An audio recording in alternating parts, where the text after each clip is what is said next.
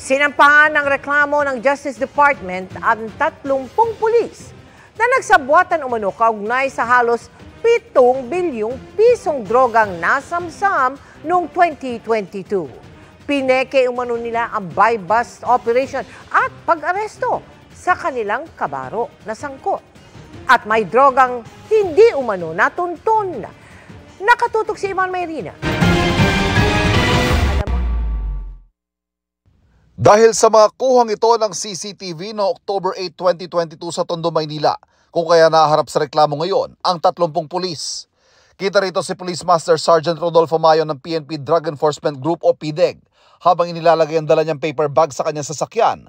Laman umano ang 2 kilo ng shabu. Kasunod dito ang pag-aresto sa kanya ng mga kabaro niya sa PDEG. Pero kita rin ang ilang beses siyang pinaglabas-masok sa opisina at ilang maleta ng pinaniniwala ang shabong inilabas at ang tila pinagparti-partihan at nilagay sa magkahiwalay ng mga sasakyan.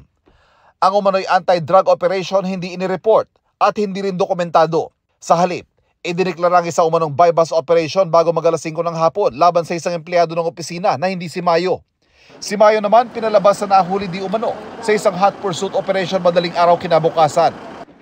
990 kilos ang shabu na nagkakahalaga ng halos 7 bilyong piso ang nabawi mula sa anti-drug operation. Tinatayang 400 kilo pa ang hindi na natuntun kung saan napunta. Ang kunwaring buy-bust noong October 8 at kunwaring pag-aresto kay Master Sergeant Rodolfo Mayo noong October 9 ang bahagi ng mga basehan sa pagsasampa ng paglabag sa Comprehensive Dangerous Drugs Act ng mga sangkot na pulis. Inaalam din kung kalakaran na ang ganitong sabwatan ng pulisya. It seems that it became a standard procedure ng mga ilang elements ng PNP na magkaroon ng mga drug haul. Re-report ng konti, ibobodega ang marami. It shows, that's why I said, a grand conspiracy of a criminal enterprise. 22 sa mga sangkot na pulis ang aktibo pa sa serbisyo. Bigay na po siya ng instruction po sa kanyang staff po na i-under restrictive custody na po itong 22 na active na PNP personnel at disarmahan na po pending the possible issuance po ng warrants of arrest. 5 naman ang retirado na, 2 na-dismiss at 1 nagbitiw na. Hindi pa rin sila lusot sa kasong kriminal na isinampa ng DOJ. Hindi rin lusot si Nooy PNP Chief Rodolfo Azurin dahil siyang isinasangkalan ng mga nakatatao sa opisyal na may kinalaman sa operasyon.